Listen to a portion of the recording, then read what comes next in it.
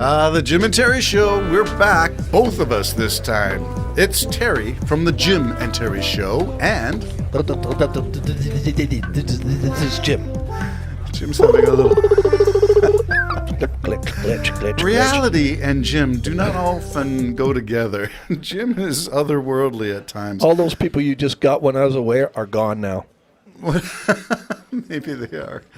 We're talking about ChatGPT, which is a form of AI, which you can use to do things like, and since my daughter's still in university, I would say you can get AI to write your papers for you. Set in some parameters, it will scour the whole of human knowledge that has been digitized and come up with your talking points for you and write the darn thing. Well, didn't AI release a song by The Weeknd and Drake? And it wasn't them? And it wasn't them. And they had to roll that back, and it meant millions listened to it. By the time it was found out that it was wasn't AI. them at all. Isn't that interesting? I don't think we have to worry about that, Jim, because I can check. Nobody's going to. I can check and see who's been listening to my videos, but I doubt if it's even. I'll be happy if it's. Never mind. Well, let's go on to this one. I was telling you a story that I found the video on YouTube, and I can post the link in the description. But it sort of went like this.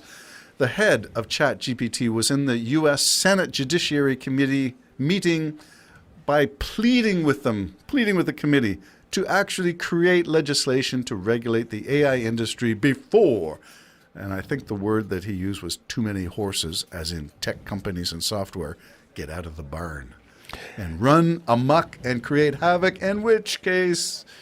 And he was actually, that wasn't his voice. It was senator. It was computer generated. It wasn't him. Sounded like him, all his actions, but it wasn't him. Yes, it was the chair of the Senate committee, who's a Democrat, who used it to demonstrate I might as well not have been here. And in the days of COVID, when you did your remote meetings, a lot of them, was that really you, or was there a sock puppet there with your voice? Well, I remember my boys with their Stay Spiritual. I remember one. They sent me something about someone speaking somewhere, and I looked at it and I said, "Nah, no, it ain't." I could tell because of the angle and everything else. I went, "Nope, that's not actually happening." I don't know if they bought that, but I think I went back and said, "I don't believe that this is actually what happened." And I saw another one when a speaker was speaking at the UN, went to the podium. That person never did that. They went from the chair to the podium. Then they showed you the video of what actually was, and it was a man, not a woman, who went, and they just replaced him with a woman. She went to the podium and said everything that whoever generated that wanted their audience to hear. So we're in a bad situation now where you don't know what's, I don't know, Terry. Maybe we need like sound doctrine. I'm just saying. Is that sound as in sound? Yeah. Or sound as in true? True doctrine. Okay. Yeah. Who determines the truth? I'm is not my going to question. get I went down that road on purpose, and then I backed out of it quick. Yeah, you did. But sound doctrine. But it is a always message for somebody question out there who's listening, and you know who you are. Oh, my goodness. Okay, there's a message. Subliminal as it is. It went over my head. Woo! And anyway, I'm going to get back to this because it is interesting if we can be so easily deceived. And I gave you this example. If Orson Welles in, I'm going to say the 1930s, could get hysteria in America with a radio broadcast over Martians invading, then we are doomed.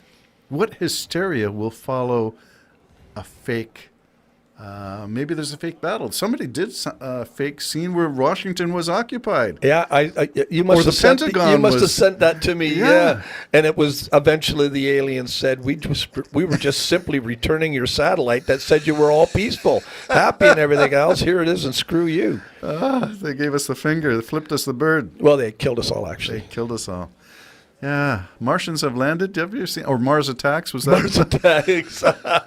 Okay, Jack Nicholson in that one. That's. But the thing is it can be shown that we just can't trust anything now that we're watching on social media. We can't trust it, and maybe even on media. I didn't mean to just legacy pick on them. media and broadcast news networks. Yeah, but for the most part, I mean, they have staff to answer to. Those who Fact checkers. the shows that go on regularly, as opposed to someone just all of a sudden appearing and saying, "Here, I heard this person say this in the back room," and it might not be that person at all. Wow. And so we have to, before we make judgments on just about everything, we have to take a deep breath and go, wait, that did sound out of character.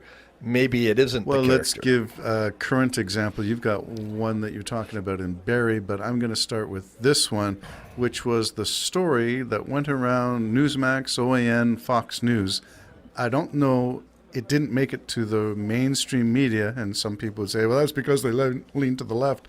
Well, leaning to the left and speaking truth, if they are synonymous, then that would explain it, because the story went around quite quickly and played almost for 3 to 4 days before anybody was really saying, you know what, that's entirely fake. The story is of immigrants being bused from Florida to New York, and the veterans who were in the hotel, who were given rooms in the hotel to temporarily house them, were displaced by immigrants. Now, you know that's not true.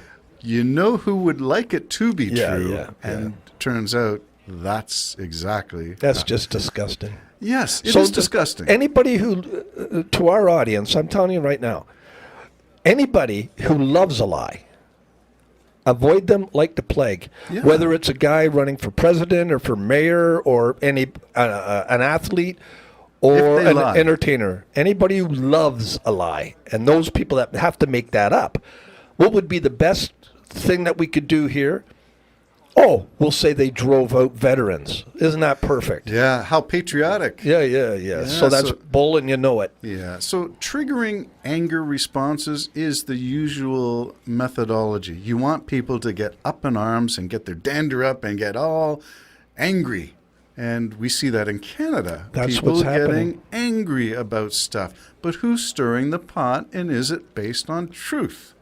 And I think everybody has to be really vigilant. Diligent. Thank you. You're welcome. Everybody has to be on the ball here. Everybody, regardless of what side you're on, because there's a way to get us separated and upset with one another. Whatever happened to just debates without anger? Whatever happened of different opinions without anger? It seems like now they're saying if you're not angry, you're not passionate enough for what you believe in. So you start yelling at the other person. Where did that all come from? I know the origins where I saw it really get birthed, and that was in the United States with Mr. Trump, Yes. President Trump. I'm sorry. I think it predates Trump. He's just... No, but he was the epitome. He was certainly... Pencil neck, horse face. Oh, the name calling is abysmal. Yeah. And it's still going on, and is still his E. Jean Carroll, he's being sued again for the same thing because he didn't learn the lesson from his first $5 million that he lost in that. So he's being sued again. I think it's up to $10 million now to get him to shut up, and I don't think he will. No, I don't think he will either. So it doesn't matter. The amount and losing does not matter. He will do what he will do. And that means there's something not working in the corrective judicial system. The corrections I thought you are were going to supposed say to in change. his Oh no, I've given up on know. any kind of that. I'm not analyzing him for anything. I'm just saying, if 5 million doesn't stop you, 10 million won't stop you. What will stop him? And the answer is absolutely nothing. No, there's no end to it, in my opinion. And I didn't really want to bring it right to him. I wanted to bring it to where did we get to this point where everybody's got to be such bloody chest puffers, angry and screaming and mad, and that's what they're going for. They're digging for that anger in people. And that's just something sick about that, folks. We need peace. You wonder why through the day you're mad. You just find yourself mad. Well, because that's what you've been listening to all morning while you've been watching news or whatever you've been doing. There is an expression that I learned from a former sister-in-law, and that's that what you eat today walks and talks tomorrow. And I always say that's the same of media consumption. And I what think that's you wise. are listening to, watching, the way you frame it, is all walking and talking tomorrow. And that rage, if you get up in the morning and you're angry, what are you consuming that makes you wake up like that? Yeah. So we got to watch it. We just have to be careful. We have to learn the lesson ourselves, as Yes. well as try to make other people realize that. And I know it's affecting me. I know it. It's really has gotten to me. I've got to curb my lifestyle, do something, because it's gotten to me. The lack of exercise or the diet? You said you put 1,000. I put 1,000 feet in just going to the washroom in half a day. Give me a break. Yeah, but I'm talking about going uphill both ways. That kind of exercise where your knees and your joints are all getting a workout. Where you have to carve the shoes out of the solid block of wood before you come back. There you go. Yeah, I'm from Holland, and that's vintage wooden shoes. So ChatGPT is just the beginning of it. AI, Tesla's using them in cars. Everybody's using it for autopiloting vehicles. We use it in the SpaceX program. How do you dock the landers at the space station? Autopilot. Oh, yeah. People don't You and do I it. could fly to the space station, you realize that. Because the last time, they didn't do anything. It just took them there. Yeah, and it was rather comfortable. Yes, apparently. Have you seen the old Soviet capsule that used to take? They're still taking people. And you see them all hunched over and crushed down between the parachutes. Oh, apparently it hits the ground like A ton of bricks. Yeah, like it's pure hell. You better be in shape. Yes, and you mentioned Blue Origin, so maybe we'll do this one and just say when they land, there's a last-minute blast. Yeah. To cushion. Yeah. Yeah, But they got a contract, so They got a contract. We'll talk about all things space in another podcast. The Jim and Terry Show. Is it really us? Is that real or is it Memorex? Do you remember the old tape? Is it real or Memorex? All right. Bye-bye for now. it's me.